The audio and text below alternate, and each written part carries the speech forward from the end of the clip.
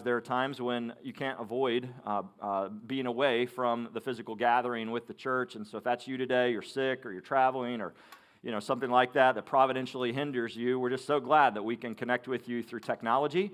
But we do hope that you'll be back in this place as soon as possible if you're a regular part of the church family. And if you're a guest, just kind of checking out Keystone online, then take all the time you need to do that and send us a message, ask questions, do whatever you need to do. But again, our prayer is that very soon we'll meet you in person. And so we'll just trust God on the timing for all of that. And if there's anything we can do between now and then, don't hesitate to let us know. But we're going to take our Bibles at this time, so online and in the room, let's get our Bibles out. Let's make sure that we're able to see for ourselves what the King says in His Word. He has decreed, He has written down His thoughts. We don't have to wonder what he believes or what He says or what His mission for us entails. He's actually told us, and so we don't want to take anyone else's word for it. Even a preacher like me, we want to be able to see it for ourselves in the pages of Scripture. And so if you can't see it, you're going to be at a disadvantage. And so I would encourage you, if you don't have a Bible with you, to open up some electronic device, a phone, something like that you brought with you. See if you can get your eyes on the text that way. Or there's some guys coming up the aisle right now, and they have physical copies of the Bible that you can borrow this morning and leave on the seat when you're done. Or if you don't own one at all, we'd even say, take that one home. That's a free gift from us. We want you to have a copy of the Scriptures. And so just slip your hand up.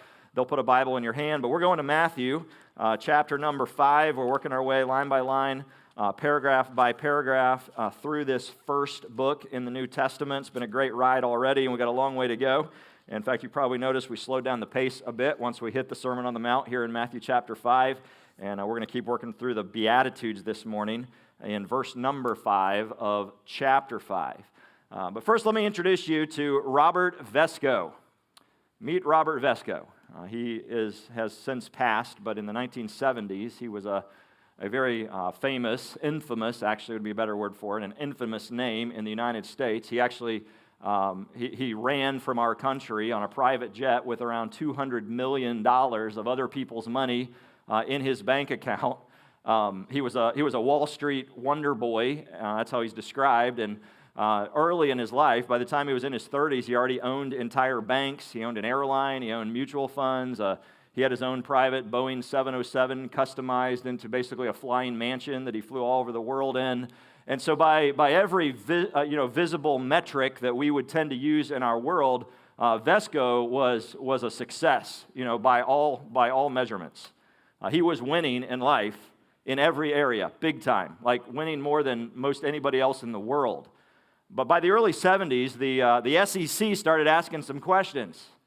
Some of those dollars weren't adding up quite right, and they started asking some really hard questions and digging into Vesco's holdings. And actually, there was about $250 million that had sort of quietly disappeared behind the scenes from one of his investment funds. And so before the indictment came down, Vesco grabbed everything he could get his hands on and sort of hid it in various places, and then he ran from the country for his life. He fled to the Bahamas, first of all, and when they started to realize that's where he was, he then ran to Costa Rica, and then he eventually found his way to Cuba, and for more than 2 decades, Vesco lived as a fugitive on the run from the law, from the United States law. He went to a Caribbean island for a short time. He had beach houses all over the world. He had yachts that he hung out on. He had a revolving cast of women on his arm anytime he would make an appearance. I mean, he had, again, everything that the American dream told him he was supposed to want, and he kept chasing it even when he was in trouble. But I want you to listen to how one author summed up Vesco's entire life in probably one of the most piercing sentences I've ever read about a man with that much money. The author called Robert Vesco, quote, the poorest man in the ocean. The poorest man in the ocean. Now, at face value, that's pretty surprising, wouldn't you agree? After what we know about the guy, because most of us instinctively assume the opposite to be true. Nothing about Vesco's life seems poor.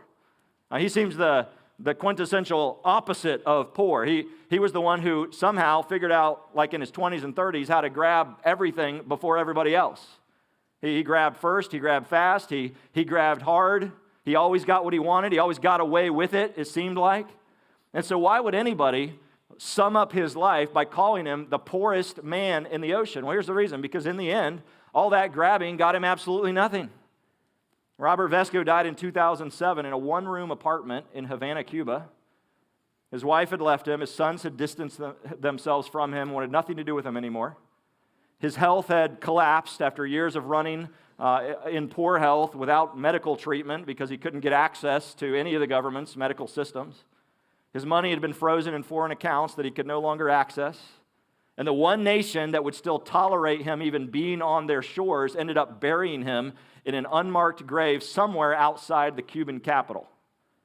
And so after decades of gallivanting with hordes of people who would have looked at him as a famous person to admire and to imitate, here he is at the end of his life. Hardly anybody even shows up to pay their respects at his funeral.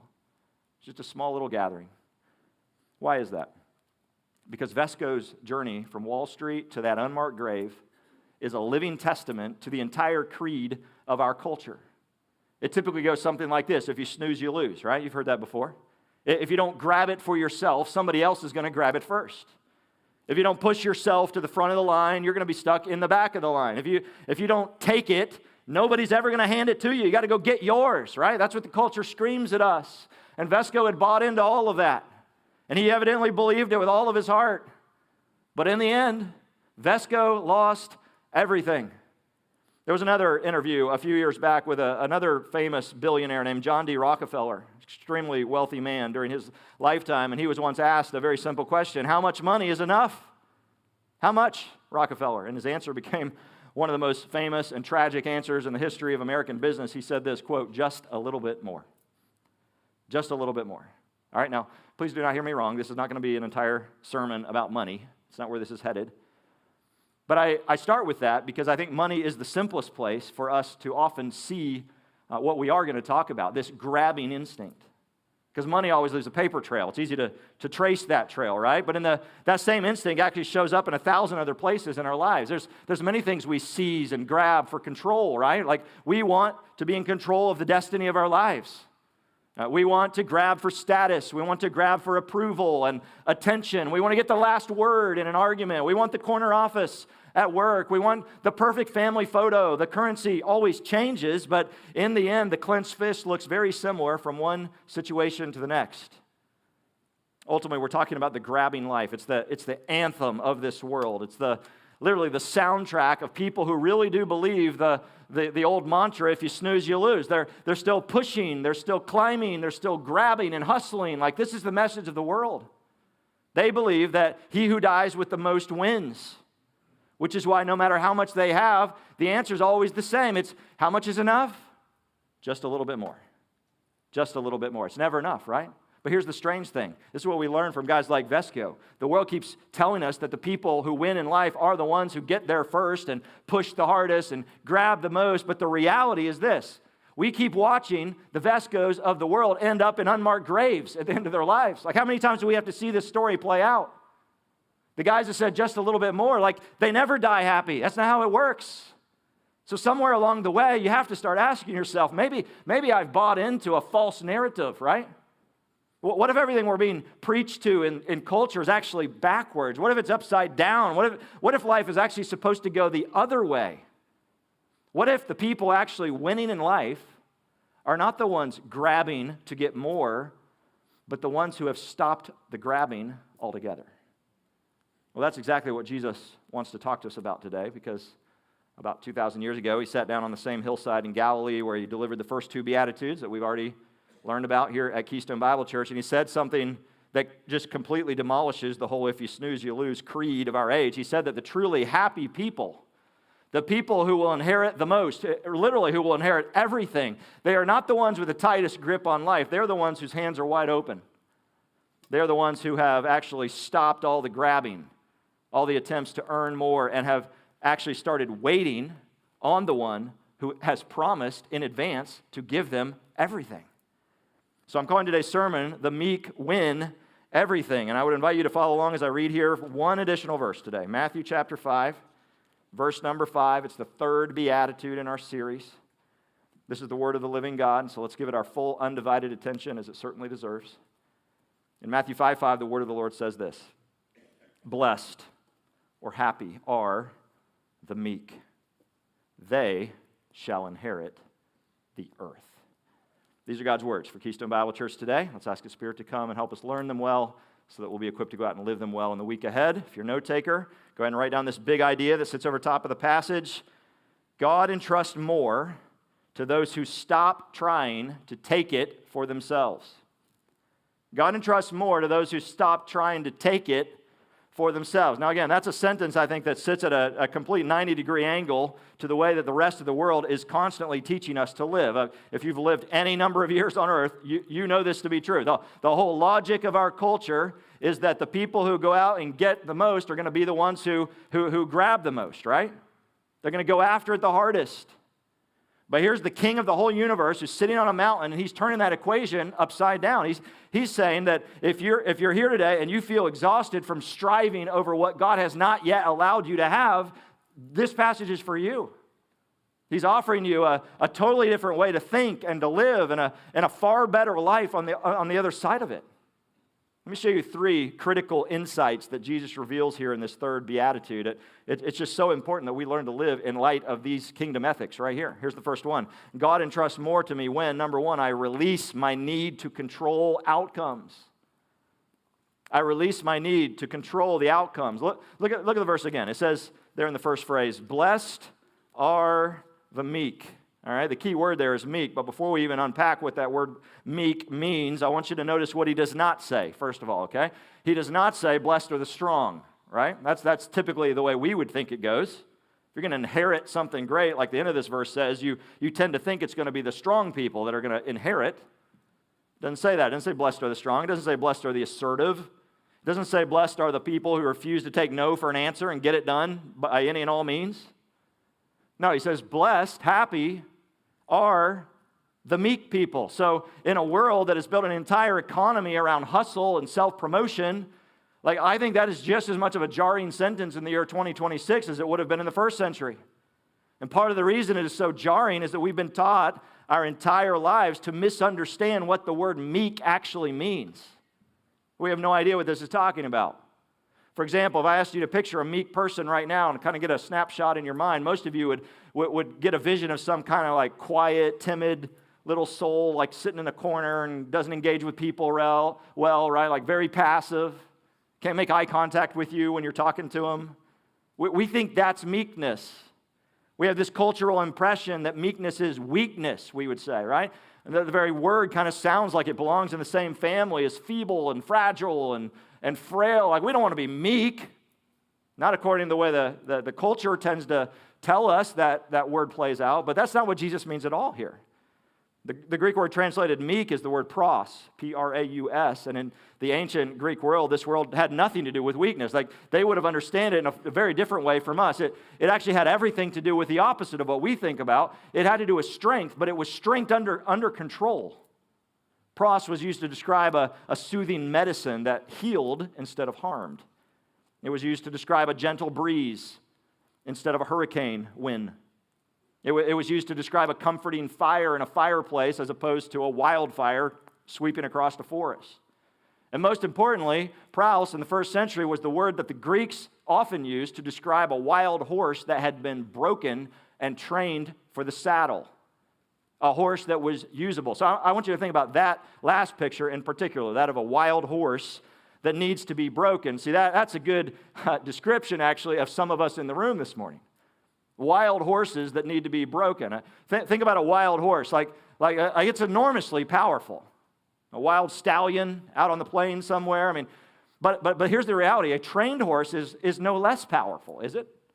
It's just as powerful, but a trained horse has its power surrendered to the rider that is holding the reins.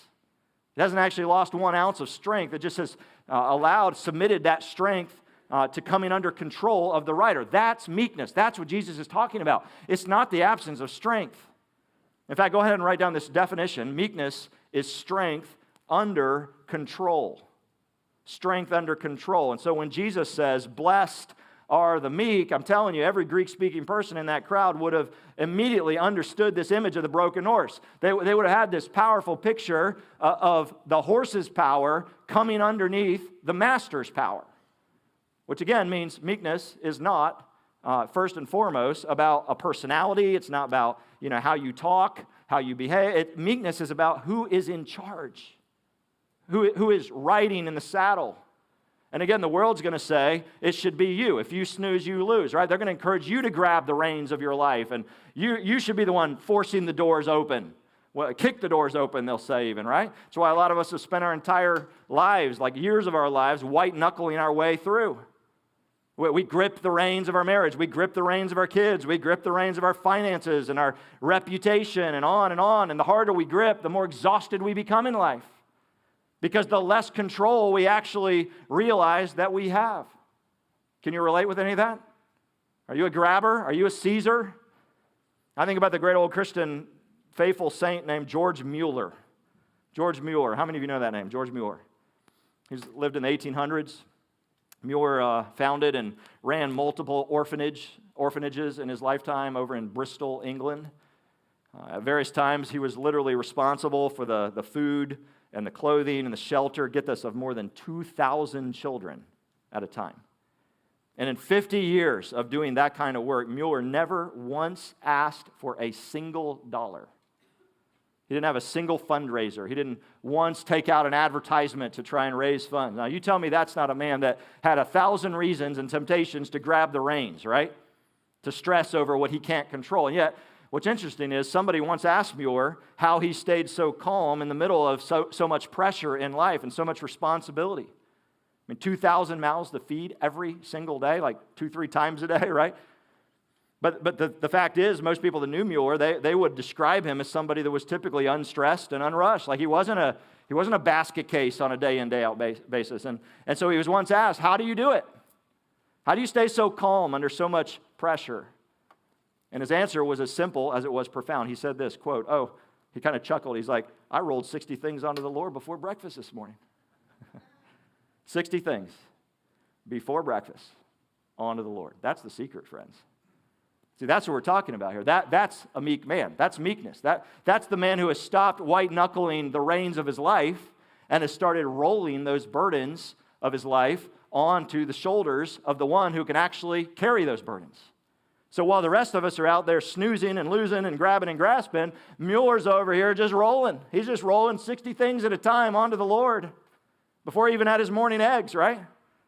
And friends, I have to tell you, that's exactly what Psalm 37 told us to do hundreds of years before Mueller was ever even born. And, long before Jesus sat down and gave us this beatitude in Matthew 5. Psalm 37 is actually the Old Testament passage that sits underneath the third beatitude. In verse 11, like Jesus is essentially quoting Psalm 37:11 when he says, the meek shall inherit the earth. In the psalm, it says, the meek shall inherit the land. But just look at the rest of Psalm 37, what it commands the people to do who are going to arrive at the conclusion of inheritance. It says things like, trust in the Lord, delight yourself in the Lord, commit your way to the Lord, be still before the Lord, wait patiently for the Lord, and all along the way, fret not. Fret not. How's that going for you, church? Fret not. This is the recipe for meekness. It is trust and delight and commit and be still and wait on the Lord, I say, says the psalmist. Wait on the Lord. See, our problem is not that we're too weak. Our problem is that we trust ourselves more than we trust God. That's why we keep grabbing the reins. That's why we keep forcing the issue. That's why we keep pushing the timeline ahead of God's. And every single time we do that, we're quietly preaching a little sermon to ourselves deep within our hearts. And it always goes something like this. I do not actually believe that God can be trusted with this part of my life. That's why I got to step in and take control myself. So you'd never say that overtly, would you?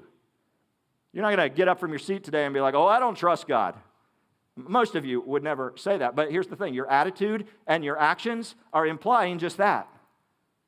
There's this little sermon inside of you, and you keep believing that the fact that the God that you serve is either not powerful enough to handle what's going on in your life, like he can't handle your burdens, or if he is powerful enough to handle it, he must not be loving enough to actually come through in your specific situation.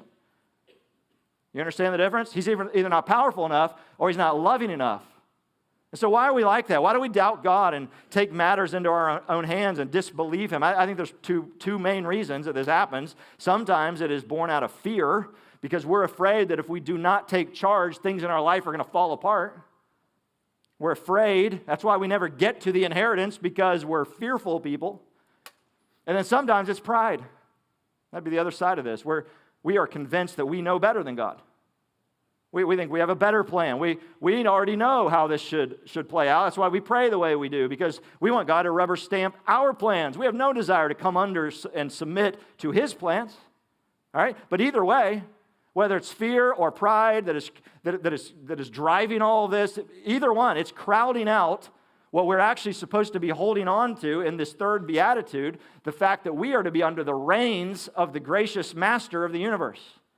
He's supposed to be in charge of our lives. So make note of this. I don't have to control it when I can trust the one who holds it. That's the point here. That's meekness. That's the broken horse with the rider on its back, like willing to let someone else drive the vehicle. That's George Mueller. 60 burdens rolled onto the Lord, right, before the eggs are even cooked. This is the truly happy life, friends. It's the upside-down way of living. It's the opposite of what culture is going to tell you, and it is available to anybody here today that will take Jesus at His word and simply hand the reins back over to the one true King. Stop with all the grabbing in your life. Stop with all the fretting and the manipulating, all the trying to get it done your way, and instead believe that blessed, happy are the meek people, says Jesus. All right? But releasing control is only the first piece here. I want to show you a second thing that Jesus is teaching us in this beatitude, and it actually gets at something even deeper than the question of who's in charge of my life. It gets at the question of who you and I actually are. It's a question of identity. Go ahead and write down the second main point. God entrusts more to me when, number 2, I choose God's way over proving myself. Over proving myself. Look again at the very first word of our verse here. The first word is blessed. You see it? Blessed. And I've already told you before, because it's appeared in the first 2 Beatitudes as well. In the Greek, this is makarios. It's the word that all the Beatitudes are going to start with. And it more literally means happy. He's telling us the secret to the happy life.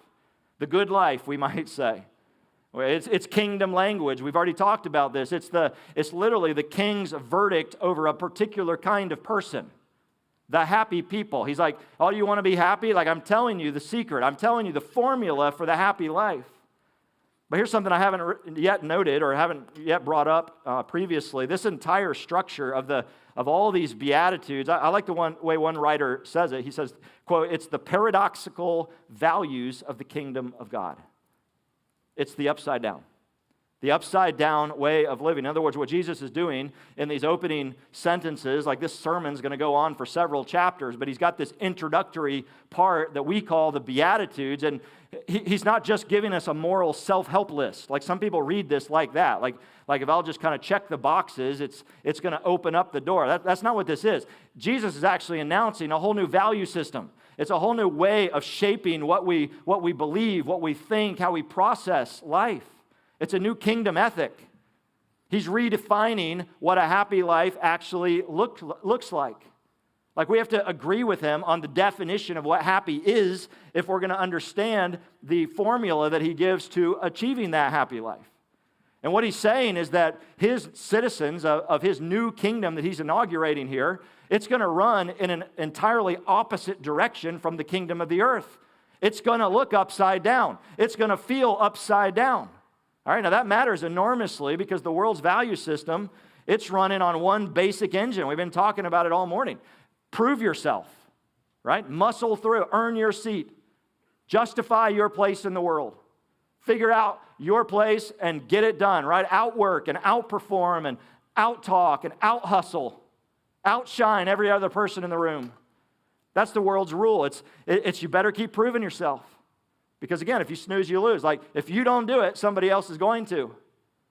But Jesus is saying that in his kingdom, it's running on a completely different engine. In his kingdom, you don't have to prove yourself. Why? Because the king has already declared who you are. You have nothing left to prove. But the kingdom of Jesus, he's saying, I just want you to understand that in my citizens, there is no need for proving any longer. And I think this is so important in the modern church because many people, not just unsaved people, like many Christians, many dear brothers and sisters that I know right here in our church family, you're still trying to live like the kingdom life can coexist with the world's engine. You're trying to like sort of grab a little bit of what Jesus says here, but like keep it working in the way that the world functions.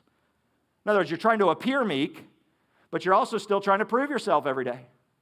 You've bought into the way the world defines your identity instead of the way that Jesus defines your identity. And I'm just telling you right now, that does not work. You can't lay down the reins with one hand, but still try to grab onto the reins and onto the trophies of your life with the other hand. And so this is probably the moment in the sermon when a lot of us need to start doing a real honest evaluation about what is behind all the striving in our lives. Why are you chasing success so hard? And I would say for most of us, it comes down to this point about identity. We're not really just chasing achievements. It's not the goals that the workplace has laid before us necessarily. No, we're chasing the feeling of finally being enough, finally being validated. And truth be told, we've probably been chasing that our entire lives since we were little kids, right? Like we've been doing it so long, we've forgotten there's even a destination. Like we just think this is the way you're supposed to live life. Why? Because every single human being on the planet carries this desire deep down to overcome what we know to be true, that we actually have failed. We know that deep down within ourselves, we're not enough to measure up to the standard of God. We've all fallen short. The Bible's not shy about that. Like it says that in plain living color. And so we keep putting on the armor of self-promotion to try and convince ourselves and try to convince everybody else around us that we actually do measure up, even though God says the opposite. So we're constantly feeling the need to post pictures of ourselves or chasing titles, right? Like just grabbing for a little bit more attention, a little better identity. Because we think that the next achievement and the next clap, the next applause, the next click of a like on a social media post is finally going to maybe silence that voice deep within that says you are not enough. But I just want you to hear this carefully today. There is no amount of grabbing that will ever silence that voice within. That's not where the solution comes from. I mean, think about Robert Vesco again. He grabbed $200 million trying to chase identity, and he dies in an unmarked grave right outside of Havana. Think about Rockefeller grabbing his way to the top of the world and couldn't even name a number that would finally satisfy him. He's still chasing. See, the truth is the people who seem to never snooze and on the outside win, like they're actually losing too. They are. They're just losing more slowly, maybe. They're losing with nicer cars and nicer houses. But there is only one voice in the universe loud enough to actually silence that nagging sense within that you're not enough. Only one voice can overshadow that in your soul, and that voice is the one we're reading right here. The voice of the king who sat down on this mountain and looked out on a crowd that day, and as he did so, he looked through the crowd across centuries of time. He looked directly at us in the year 2026, and he said something that nobody else has the authority to say. He said that all the proving necessary, it's already been accomplished. It's already done. That price has already been paid. See, that's actually precisely why Jesus came to the earth in the first place, because he saw a whole planet full of people who are exhausted from trying to prove themselves to God, trying to earn their way to a holy God, a standard that they could never reach. Like, he knows that this is our deepest need. And so that's why he came. He came to do for us what we could not do for ourselves and what we still cannot do for ourselves. He came to live the sinless life that you and I cannot live. He came to die the substitution death on a cross that each of us deserve to die ourselves. And then he rose on the third day. Why? He rose victoriously, as we sang this morning, so that he could offer resurrection life to any and all who will believe and follow him by faith. That's the gospel. And that is the only news that the universe could ever deliver that would meet the need of every striver in this room. You must come to this place, this moment when you understand that Jesus has already done all of the proving. Like, he's the proof. And that's why you don't have to prove anything anymore. That's why the verdict over your life, it's already signed, sealed, it's already delivered by the judge whose opinion matters. All the other judges in your life, their opinions don't matter. He's the one saying, no, you're already blessed. You're already mine. You're my child.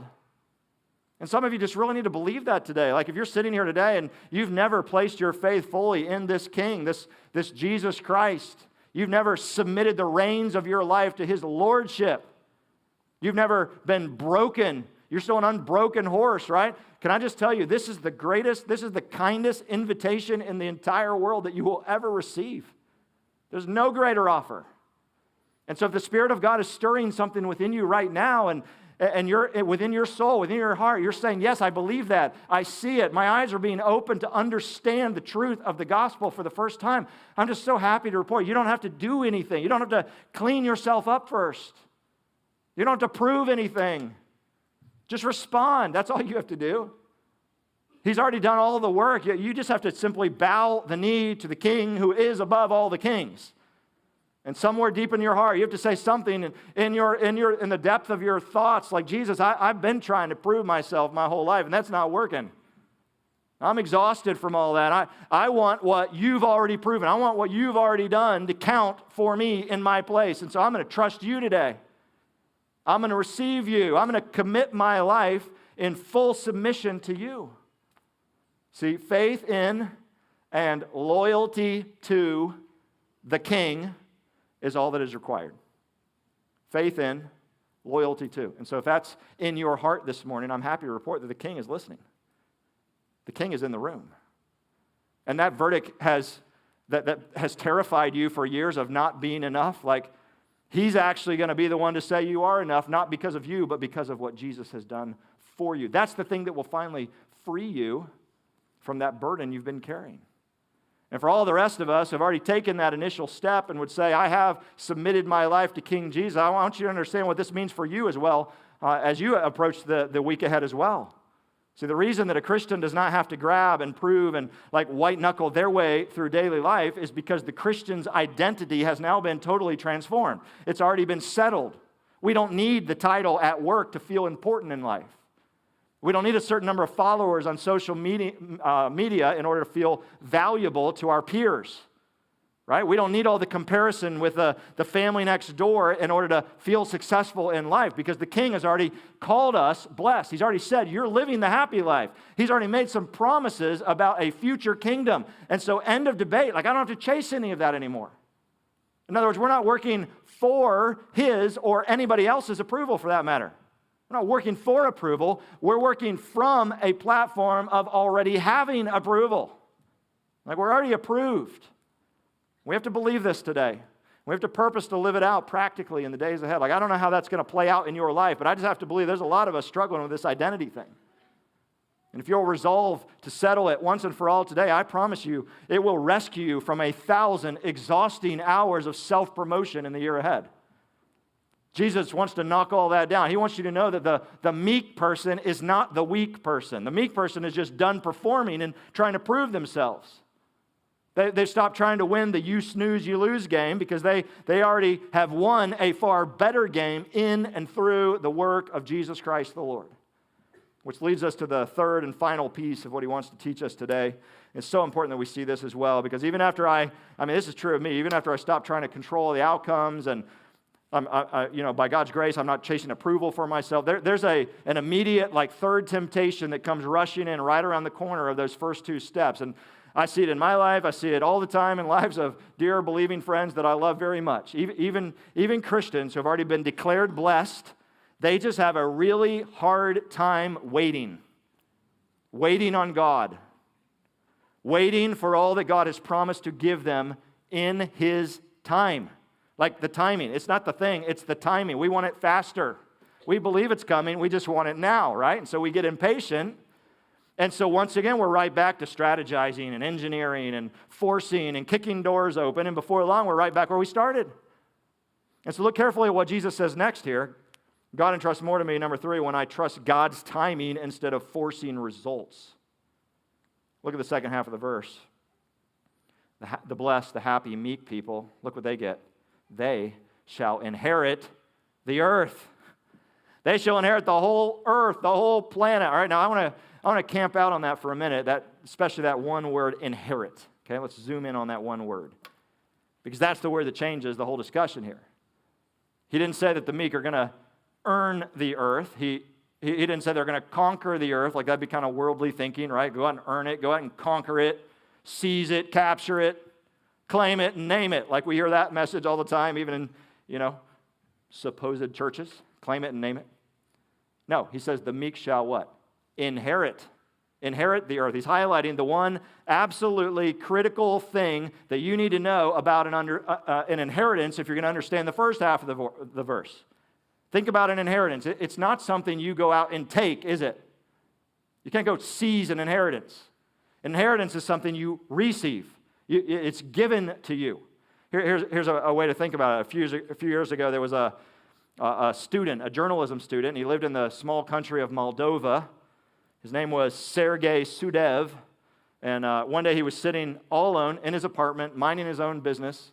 And before I tell you what happened, you need to know Moldova is actually one of the poorest countries in all of Europe.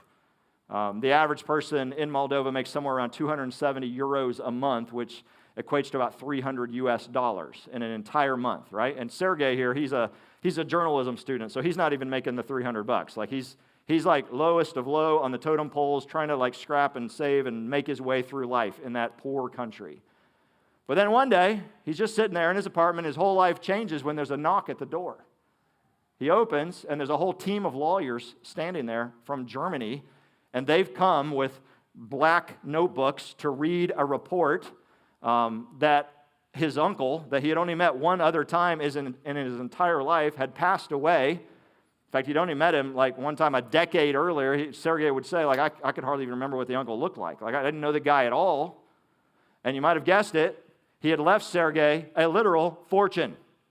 Specifically, 950 million euros, which is well over 1 billion United States dollars, as well as the controlling interest in a prominent German bank and real estate in 3 different countries, in Germany, Italy, and France. So overnight, here's this kid. He's like 19 years old, I think he was, and he becomes one of the richest men in all of Europe, one of the richest people in the entire world. And reportedly, when the lawyers delivered the news, Sergei's very first response was, and I quote, "Is this a joke?"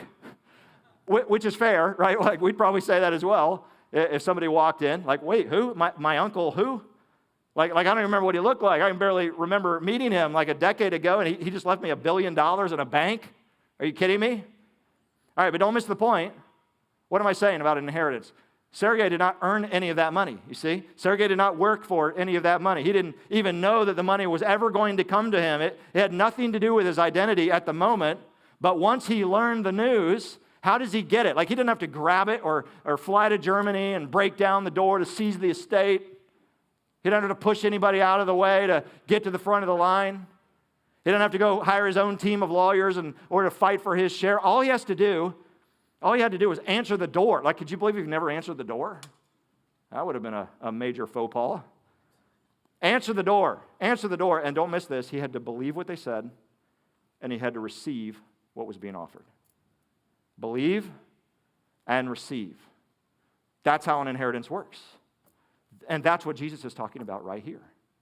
He's saying the legal title, it's already been drawn up for you before you even knew to think about it. Like this isn't up for you to figure it out. The inheritance is yours by the decision of the one who owns the fortune. All you have to do is wait until the right day, open the door, receive, and believe what is being offered to you. And let's be really clear about what's being offered. What exactly is Jesus promising here in the third beatitude? Look at it again. They shall inherit the whole earth.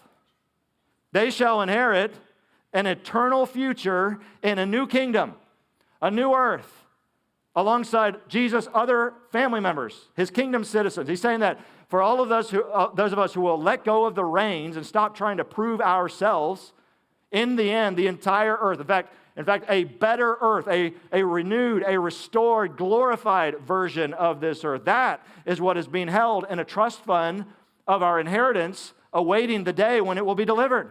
And so we don't have to go out and grab it and fight for anything in this earthbound existence. This is all very short, you do understand. This is passing away. We could say this is the fake version while we wait on the real version. Like, there's another earth that we're going to be a part of if you're in Jesus' kingdom. And so you don't need to seize anything here. You're not going to lose anything here that is awaiting you there if you've turned the reins of your life over to King Jesus. You just simply have to wait for the day when Jesus says, okay, now's the time. It's yours. Come on in. Enjoy it. It's yours. And I'm telling you, that day is coming, friends. You have to believe that. And you have to live like that's true, that there is coming. That's what Psalm 37 was talking about. If you read that psalm carefully, you will see that there are two different kinds of people described in the psalm. There are what the psalmist calls the wicked, and all the way through that psalm, they are described as the ones who are striving and grabbing and conniving and cutting corners. And then, by contrast, in the psalm, there are the meek people. And how are they described? We saw it a moment ago. They are the ones who are waiting. They are the ones who are not out there striving and pushing the doors open, right? And the entire point of the psalm is that the wicked may seem to be winning in our day right now, but they are actually about to lose everything. And the meek people may seem to be losing right now, but they are about to inherit everything. The grabbing goes to the unmarked grave outside of Havana like Vesco, but the waiters will wake up to a globe-shaped inheritance one day. And the picture Jesus is painting here is the picture of a world that has finally been restored to what it was always supposed to be. It's literally a picture of Eden being put back together. If you read the end of the Bible, that's where this is all headed.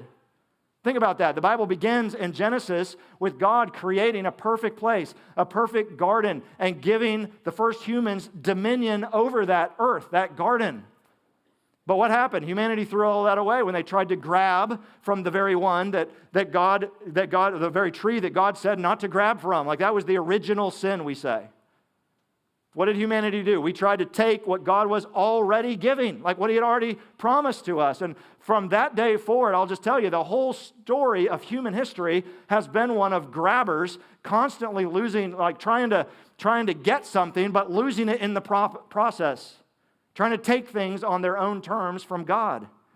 But the gospel is the story of a second Adam, Jesus Christ, coming to walk into our existence and to reverse all of that grabbing mentality.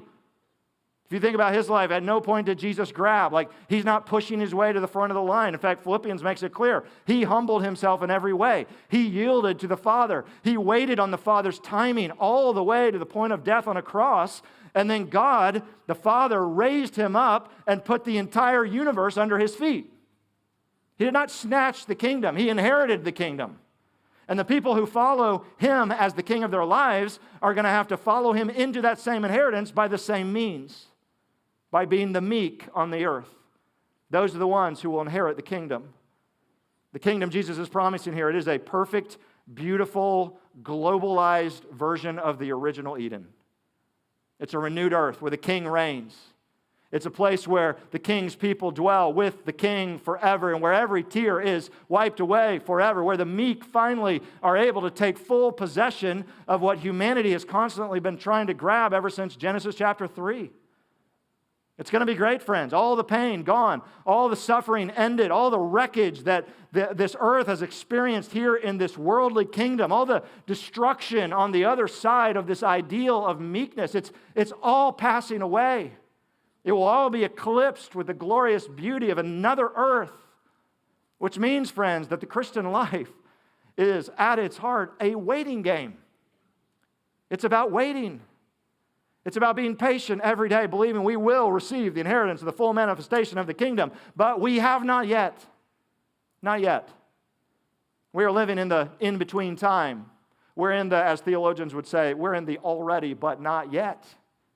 Already kingdom coming, but it's not here fully manifested yet. And so the meek person is the kind of person who can patiently believe that and wait for the promised end, even when the world keeps shouting to us constantly that if you snooze, you lose. Right? Keep your eyes on the here and now. Like that's the word of the world, but Jesus is saying the opposite. Look past this existence to the future inheritance that is waiting for you. And I know what you're thinking. You're like, but waiting's not easy, John. I know it's not easy. In fact, waiting in our culture often feels like losing, doesn't it? You feel like everybody's passing you by. Like we've been raised on Amazon Prime and DoorDash and one-click checkout. Like it'll be here before we go to sleep tonight, right? And so the idea that something good might actually require years of patient waiting feels almost un-American and inhumane, if we're being honest. Which is why I think so many Christians fall into this trap of trying to force God's hand to give us right now what we believe is rightfully ours. We see this in spades when it comes to our careers and our marriages and our children and our singleness, our finances, even our health. Like we want We want the promised end right now. We want the doors open. We pray that way. God, open the door now, right? That's what we want from God. But when God does not open those doors as fast as we want them open, what happens? We often will take out the crowbar and start opening it ourselves. We start prying. And Jesus wants you to know today that every single time you do that, you're actually quietly telling Him, I don't actually trust your timing. I'd rather have it right now on my terms than later on your terms. That's what you're saying. And here's what you're forgetting. The inheritance is not on a timeline of your own making. It is on a timeline of the king's making. The king is the one offering the inheritance, and so it's the king's prerogative to deliver that inheritance on the king's schedule. You see? He's in charge. That's what it means to be the sovereign one. That's what it means to be the Lord, the King of the universe. And so when the king says, not time yet, it's not your job to pry it open and make it happen faster. This is the math, if you will, of the inheritance. Which is why I want you to write down one final statement, because it might actually be the most useful diagnostic I've given you in the entire sermon. If you need one thing to go out and live this week, write this down. If I have to force it open, it probably isn't from God. I'm serious. This is not a blanket promise in this beatitude that everything good is going to fall in your lap if you'll just sit there on your couch and, or the opposite, like you'll go force the door. Like, not just anybody gets the promise, is my point. The Bible is actually commanding us here to live with what I would call active faith. So some would take this message and be like, oh, well, the solution is like I do nothing in life. Like I don't use my skill set. I don't try, right? I just kind of sit in the corner and pray and wait. Just pray and wait. Like, let's just isolate our... No, that's not what he's saying. Like, all throughout the Scripture, we're commanded to work hard, to plan wisely, to steward our resources faithfully. But come on, deep in your heart, you know that there's a huge difference between faithful labor and frantic grabbing. Those are not the same thing. And that's what Jesus is talking about. The meek person is still going to go out and work really hard, but he or she is going to do that with open hands. You're going to give. You're going to serve. You're not going to define your identity by what you have or don't have. The grabber, by contrast, he's going to work furiously with clenched fists, and it's never going to be enough. And usually when something good in your life requires you to lie or to manipulate or to scheme, to push past clear, boundaries, some standard at work, like you'll end up like not even recognizing the person in the mirror anymore. That's the spirit of the world. That's the if you snooze, you lose spirit. It is not the Spirit of God, which is saying here today, be patient. Like, do your part, but trust God in His timing to do His part, because in the end, He's already promised to give you everything. You're going to get the whole earth. And so I just have to close today asking you, what are you trying to force open in your life today? What have you been squeezing and striving for and hanging on to so desperately? Whether you have it or not, like what's the thing that you're just fixated on and you can't let it go? Some relationship that keeps requiring you to compromise in order to keep it all together? Some career move that you're trying to convince yourself like this is the thing that will finally satisfy me? Some financial decision that only works if you cut some corners in order to acquire it by some means other than like what would be truly ethical or obedient? Like we could go on and on like that. I don't know the specifics of what it is for you, but I do know this. Jesus says that you will not ever be happy. Like if we flip this verse around, instead of saying happy are, we say the unhappy are. Like you will not ever be happy. You will not ever live the truly blessed life that He has for you until you lay that thing down, that thing that Jesus has brought to the surface of your heart. Put down the crowbar, brother, sister. Stop trying to force the doors open that Jesus is just saying, be patient. Wait. Trust me. Trust that the inheritance is coming. The king's timing is always perfect, even when it feels painfully slow right now in your life.